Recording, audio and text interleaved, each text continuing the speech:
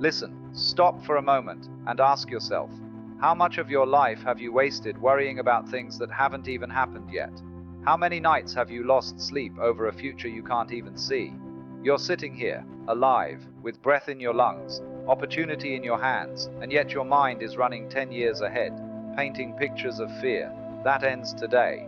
Because I'm telling you, the future is not something to fear, it's something to build, and you don't build it by worrying. You build it by acting, right now, with everything you've got. Worry is wasted energy, and yet, it's the fuel most people run on every single day. Think about it. How many times have you sat down to work on something important, only to get distracted by thoughts like, what if this doesn't work? What if I fail? What if I'm not good enough?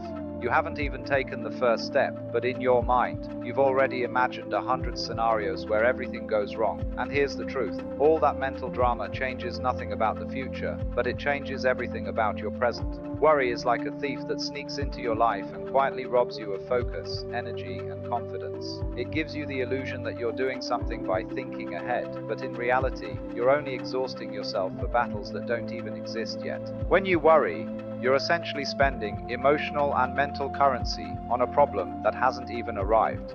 It's like paying interest on a loan you never took. The more you do it, the less strength you have for what actually matters. I've seen incredibly talented people lose years of their lives because they were so busy thinking about what could go wrong that they never took the steps that could make things go right. Imagine a runner who refuses to start the race because they're scared of tripping at the finish line. That's exactly what chronic worriers do. And here's the irony.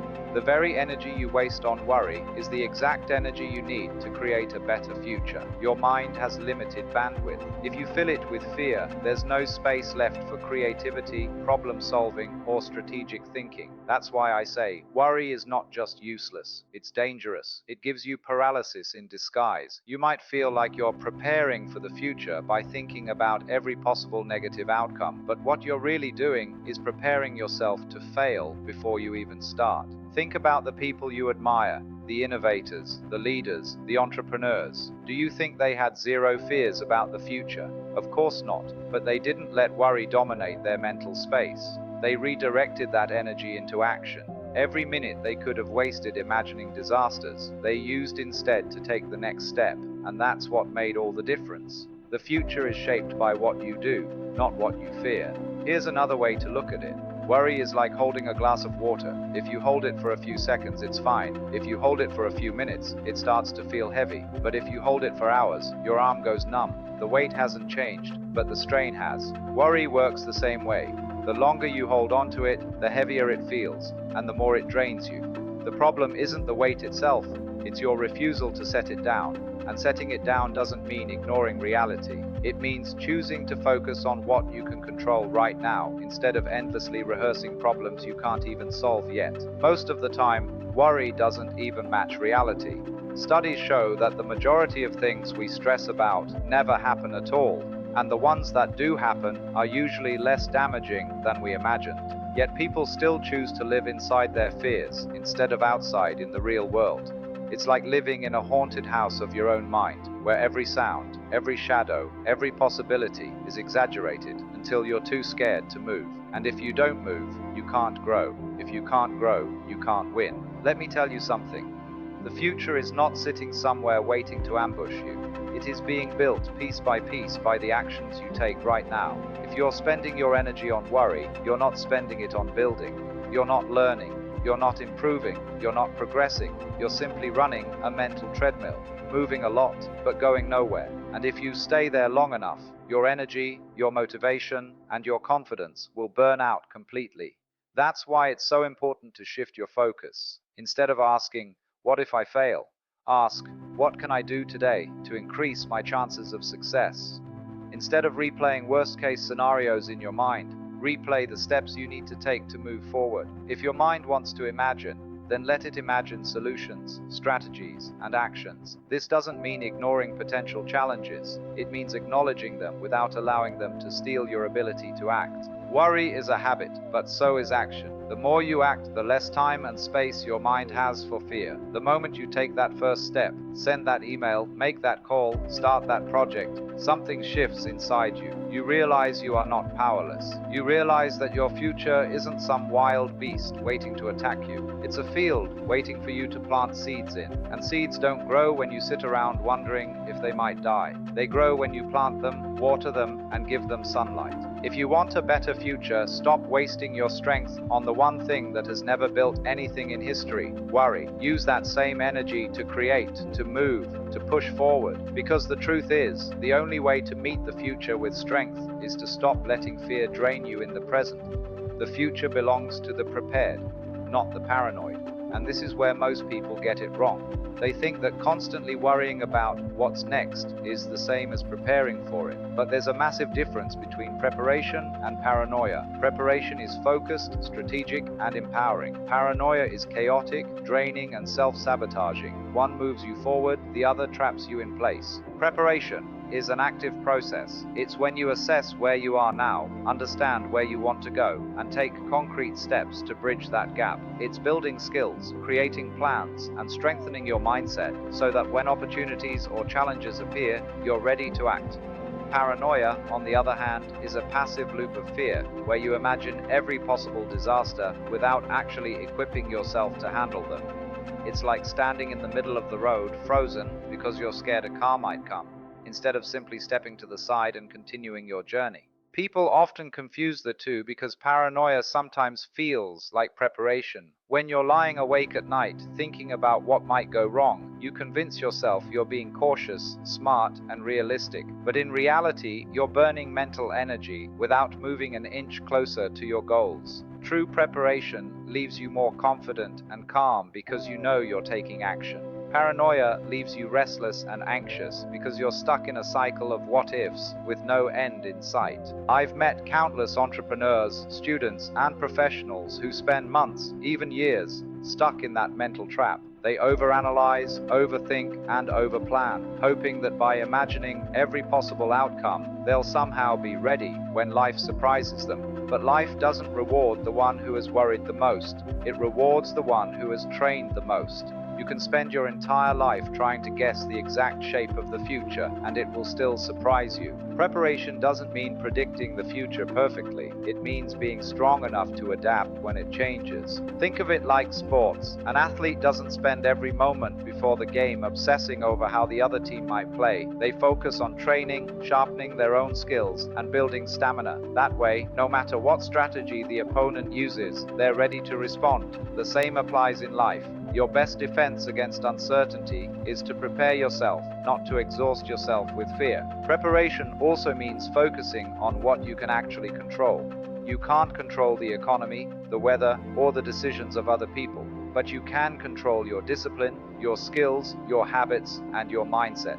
When you invest your time and energy into improving these, you create a kind of shield that makes you less vulnerable to external chaos. That's why some people thrive in the same environment where others struggle. They've put in the work to prepare themselves instead of panicking about what they can't change. Paranoia, on the other hand, thrives on focusing on what you can't control. It tricks you into thinking you're being productive by keeping your mind occupied with problems that are beyond your reach. It's like standing on a beach, trying to stop the waves with your hands. You exhaust yourself, but the tide still comes in. The more you fight the uncontrollable, the weaker you become for the battles you can win. Another dangerous side effect of paranoia is that it kills opportunities before they even appear.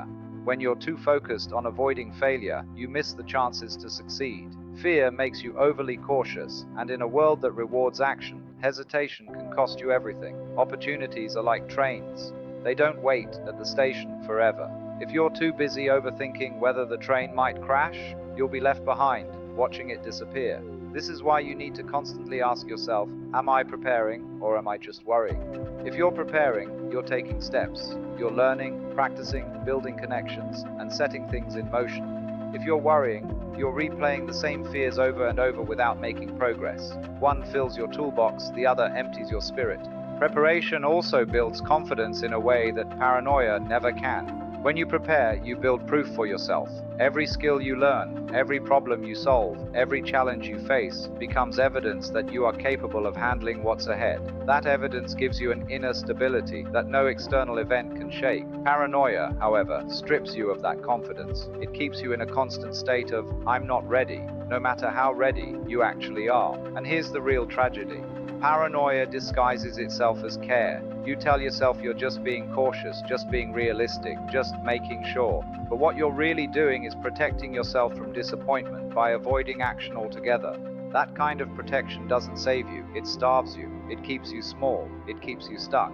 In reality, preparation is the opposite of paranoia because it's based on trust. Trust in your ability to adapt, to learn, to figure things out as they come. Paranoia is rooted in distrust. Distrust in yourself, distrust in life, distrust in your own resilience. And that mindset will always hold you back. So instead of trying to control the unpredictable, control yourself. Instead of imagining 100 ways things could fall apart, invest in 100 ways you could build them stronger. Instead of asking, what if I'm not ready? Start making yourself ready. Today, because the future will not wait for you to stop panicking. It will only open its doors to the one who has been preparing, quietly, consistently, and without fear. Worry doesn't solve problems. Action does. This is a truth so simple, yet so often ignored. You can sit for hours, days, even years, thinking about a challenge, imagining every possible scenario, but nothing in your life will change until you take a step forward. Worry is like standing in front of a locked door and staring at it, hoping it will open if you just think about it long enough. Action is walking around, looking for another entrance, finding the key, or breaking the door down if you have to. One is motionless, the other is progress. The reason worry feels so deceptive is because it tricks your brain into believing you're doing something. You feel engaged when you replay problems in your mind, like you're working on them. But the truth is, you're not moving closer to a solution. You're just feeding the problem your time and mental energy. Action, on the other hand, might feel uncomfortable at first. It might be messy, uncertain, and far from perfect. But even a small, imperfect step moves you closer to resolution in a way that worry never can. Let's be honest, most of the fears that keep us stuck are not about the problem itself, but about the discomfort of trying to solve it. You hesitate to start because you don't feel ready. You avoid making a move because you're afraid it won't work. You tell yourself you need more time to think, when what you actually need is the courage to act. This is where so many dreams die, in the endless waiting room of overthinking. Think about it. How many times have you dreaded doing something, only to realize that once you started, it wasn't as bad as you imagined? That's the power of action. It breaks the illusion that the challenge is bigger than you.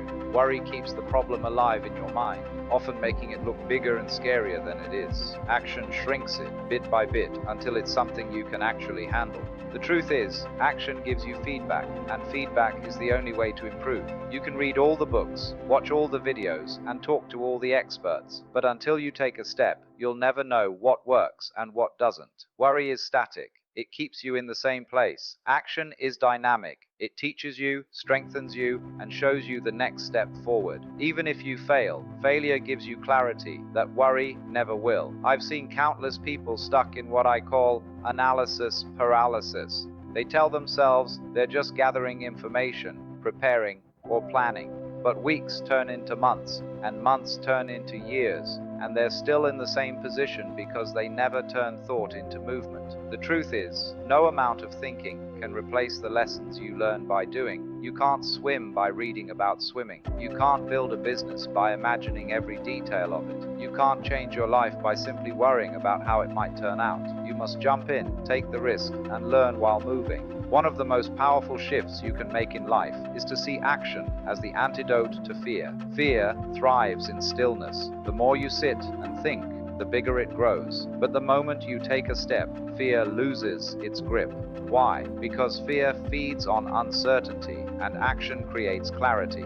Even if you don't know the whole path, moving forward reveals the next step.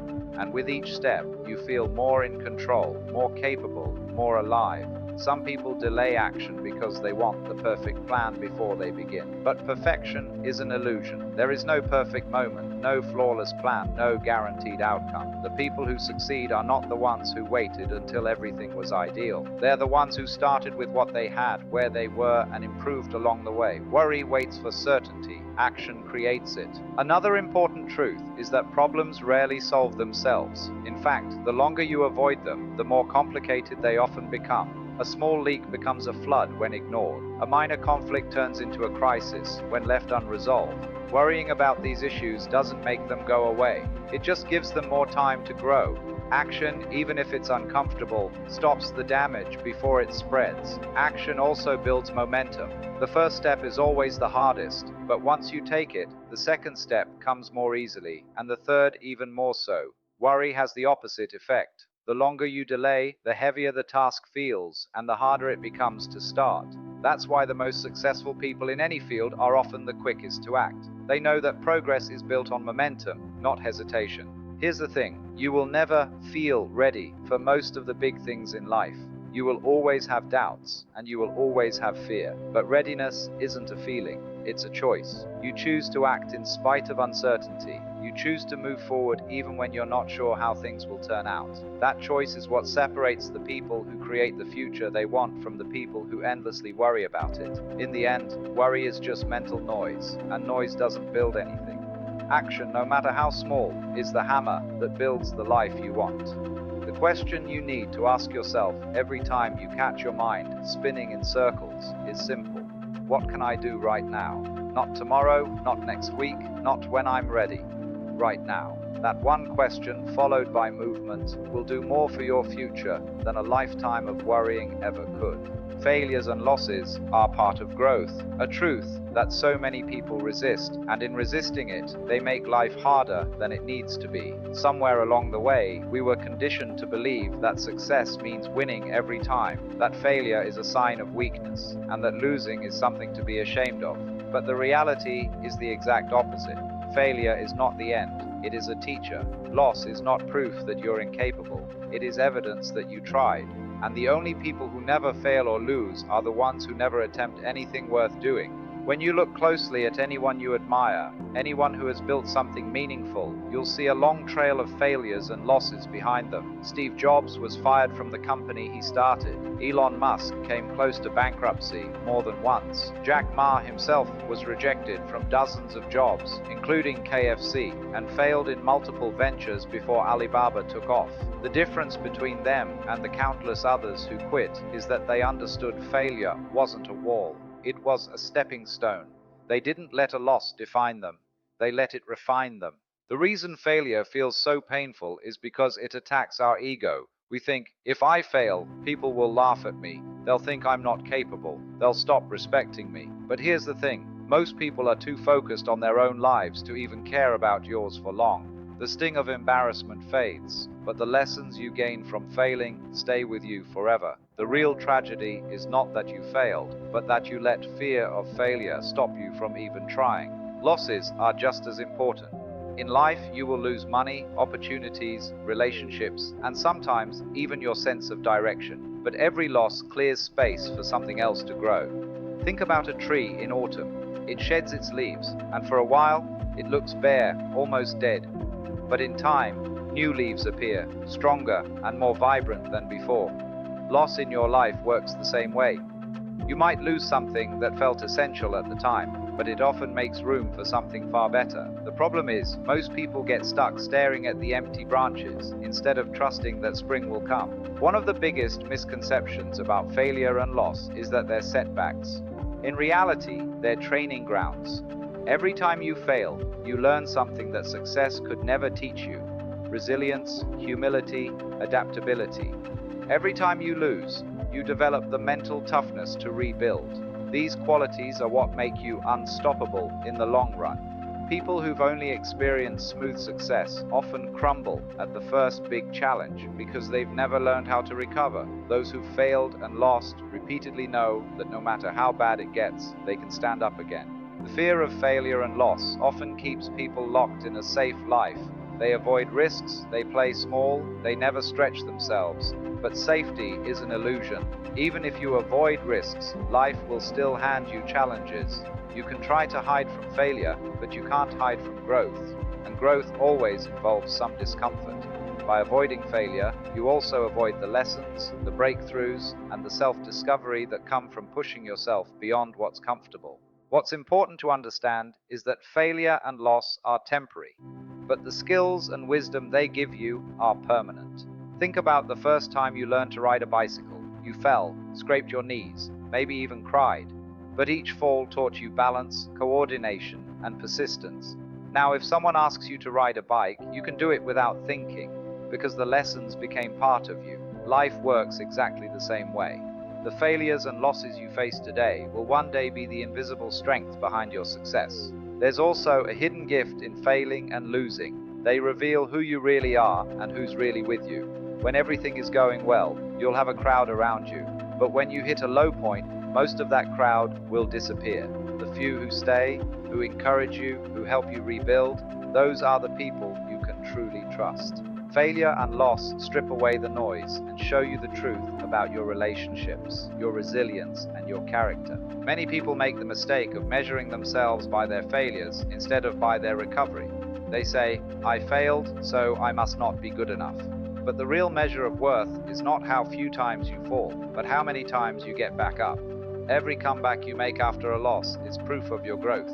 Every time you face another challenge after failing, you prove that you're stronger than you were before. So when failure comes, and it will, meet it with curiosity instead of despair. Ask, what is this here to teach me? How can I use this to become better? When loss hits, and it will, allow yourself to grieve, but also remind yourself that life has seasons. You are not defined by the winter you're in now, but by the way you prepare for the spring that's coming. If you can learn to see failure and loss as necessary ingredients in your success, you'll no longer fear them. You'll understand that they're not roadblocks, but signposts pointing you toward growth. And when you stop fearing them, you start taking bigger risks. You start chasing bolder dreams, and you start living in a way that most people never will. Not because you're fearless, but because you've learned that even in losing, you win something priceless. The best preparation for tomorrow is giving your best today. And this is one of the most overlooked truths in life. People spend so much time trying to predict the future, trying to prepare for every possibility, that they forget the most powerful preparation is in the actions they take right now. Tomorrow isn't some distant mystery that suddenly appears fully formed. It is built brick by the choices, habits, and efforts you put in today. Every decision you make right now is a seed, and the future is simply the harvest of those seeds. The problem is, many people want a great future without putting in great effort today. They dream of success, but procrastinate on the work. They wish for a healthier life, but skip the daily habits that would create it. They want financial freedom, but spend recklessly in the present. This is why their future never matches their hopes, because what they plant today is not aligned with what they want to harvest tomorrow.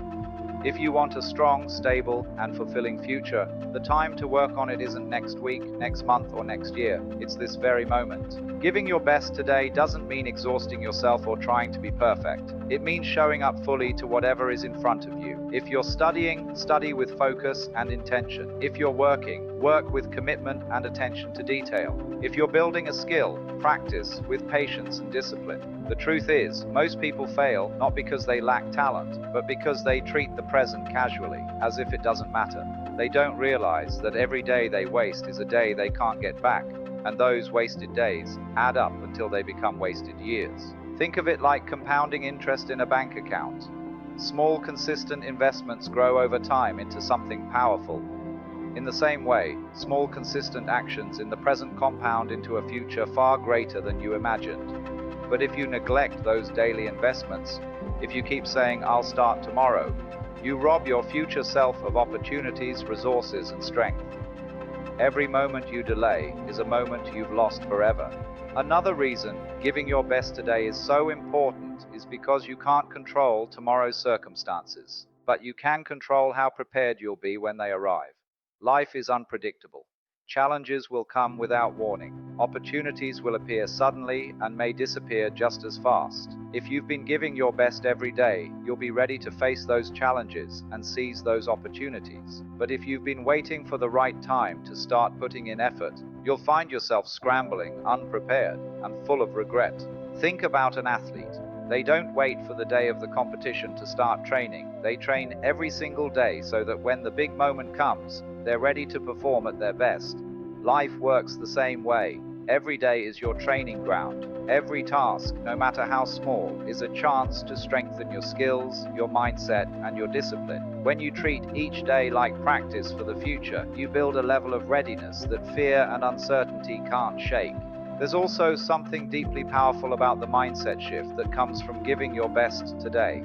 It keeps you grounded in the present moment, instead of lost in worries about the future or regrets about the past. When you focus on what you can do right now, you take back control of your life. You stop feeling like a victim of circumstances and start feeling like the author of your own story. This is not just about productivity, it's about self-respect. When you give your best today, you prove to yourself that your goals matter enough to work for them now, not someday. It's also important to understand that giving your best today is not about waiting for perfect conditions. Many people hold back, telling themselves they'll start when they have more time, more resources, or more clarity. But waiting for perfect conditions is just another form of procrastination. The truth is, there is no perfect day to start, and the longer you wait, the further your goals drift away. Progress loves momentum, and momentum starts the moment you take action, no matter how small. Some people fear that if they give their all today and it doesn't work out, they'll be left with nothing.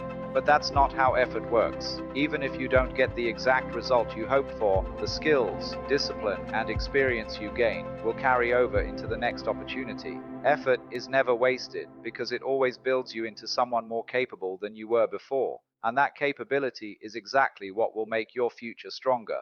There's a quote that says, "The future depends on what you do today." It's not just a nice phrase, it's reality. Every successful career, every strong relationship, every financial breakthrough, every personal transformation is the result of consistent daily effort. Your future self is depending on the version of you that exists today. If you give less than your best now, your future self will pay the price. If you give your all, your future self will thank you. So instead of obsessing over where you'll be in 5 or 10 years, ask yourself a simpler question. What can I do right now to move closer to where I want to be? Then do that thing with full focus and commitment. Because tomorrow is just a reflection of today, and the only way to shape it is to give everything you have in this moment. Most of the fears that keep people awake at night are nothing more than illusions created by the mind. We imagine scenarios in such vivid detail that they feel real, even though they haven't happened, and most of them never will. Think about it. How many times have you been terrified about a meeting, a conversation, an exam, a challenge, only to realize later that it wasn't as bad as you thought? The truth is, our minds are incredibly good at building worst-case scenarios, but terrible at predicting actual reality. Worry makes you suffer twice, once in your imagination, and once, maybe, if the event even happens. But most of the time, the real situation is far less dramatic than the fear you built up in your head. Fear is like a shadow. It looks bigger and scarier than it is because of the light we shine on it with our attention. The more you focus on it, the larger it grows. That's why so many people get trapped in cycles of anxiety. They feed their fears by giving them constant thought, rehearsing disaster in their mind over and over until it feels inevitable. But life doesn't work like that. Most of your fears will never become your reality, and when you realize that, you start living with a lighter heart. You start taking chances you wouldn't have before. You stop holding yourself back because of something that only exists in your imagination.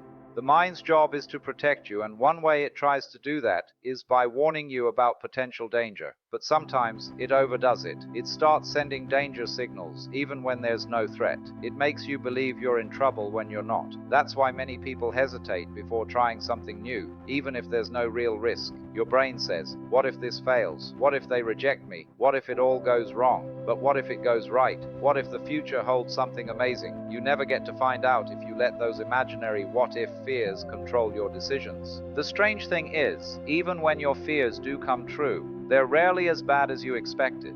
Think about the toughest challenges you faced in your life. Did you survive them? Of course you did.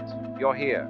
And in the process, you discovered that you were stronger than you thought. That's the hidden gift of life's difficulties. They show you your own resilience. You realize that even if bad things happen, you will adapt, you will fight, and you will come out the other side wiser and tougher.